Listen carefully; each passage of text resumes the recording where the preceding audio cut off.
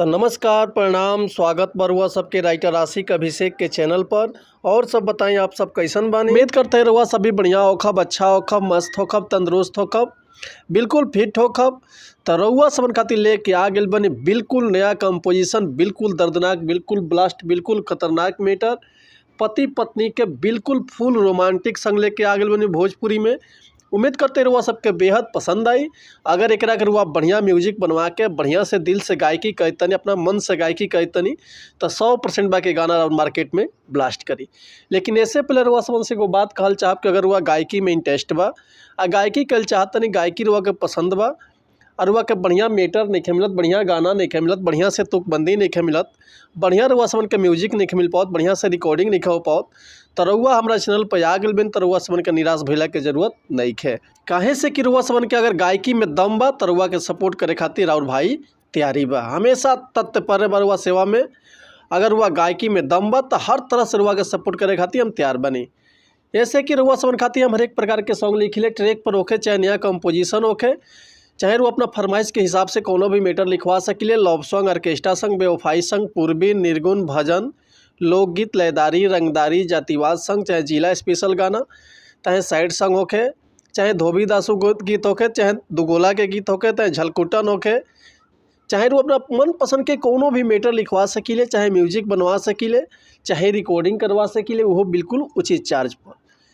तो ये से कहल चाहब रउआ हमारा चैनल पर आ गल बनी, चैनल पर बिल्कुल नया बनी तो चैनल के सब्सक्राइब कर ली, बेल आइकन प्रेस कर ली, ताकि कोनो वीडियो अपलोड करी तो सबसे पहले नोटिफिकेशन रउआ सबन के मिले।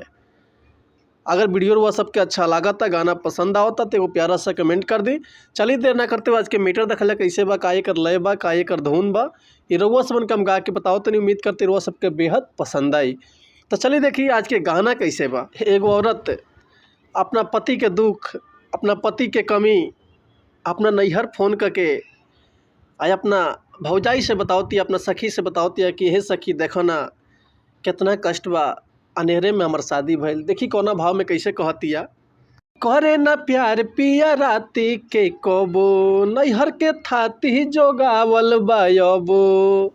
हे भौजी सुनो ना, कितना ले दुख तारा से अपन कही कि करे ना प्यार पिया राती के कबो, नैहर के थाती जोगावल बायबो।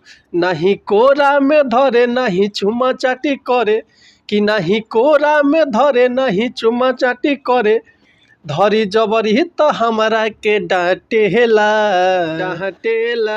छुए के छोड़ देला से जिया प भौजी, जी भी से खाली रोजे चाटेला, कि छुए के छोड़ देला से जिया प भौजी, जी भी से खाली रोजे चाटेला। तो उम्मीद करतनी मीटर हुआ सबके बेहद पसंद आयल होई। अगर ये गाना के रुआ फुल लिखवावल चाहतनी, चाहे एकर म्यूजिक बनवावल चाहतनी, चाहे एकर रिकॉर्डिंग करवावल चाहतनी, तो रुआ बेहिचक कॉल या व्हाट्सअप कर सकिले।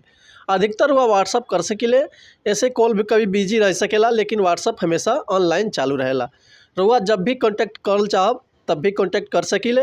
तब मिलत है नेक्स्ट वीडियो में। लेकिन एक और बात रउआ सबसे कहल चाहब कि अगर हमारे गाँव में कहीं मिस्टेक होता तो भैया क्षमा चाहतनी। ऐसे कि हम गायक ना है, रउआ सबन के खाली बता सकिले, समझा सकिले। ये रउआ ऊपर डिपेंड करता रहो, जितना बढ़िया से गायकी करब उतना बढ़िया से गाना और मार्केट में तहलका मचाई। तो मिलत है नेक्स्ट वीडियो में कुछ नया गाना, कुछ नया वीडियो लेके। तब तक ले रउआ सब सन्मति चाहतनी। नमस्कार, प्रणाम, जय हिंद, जय भारत, जय भोजपुरी समाज, हर हर महादेव, जय शिव शंभु, जय माता दी।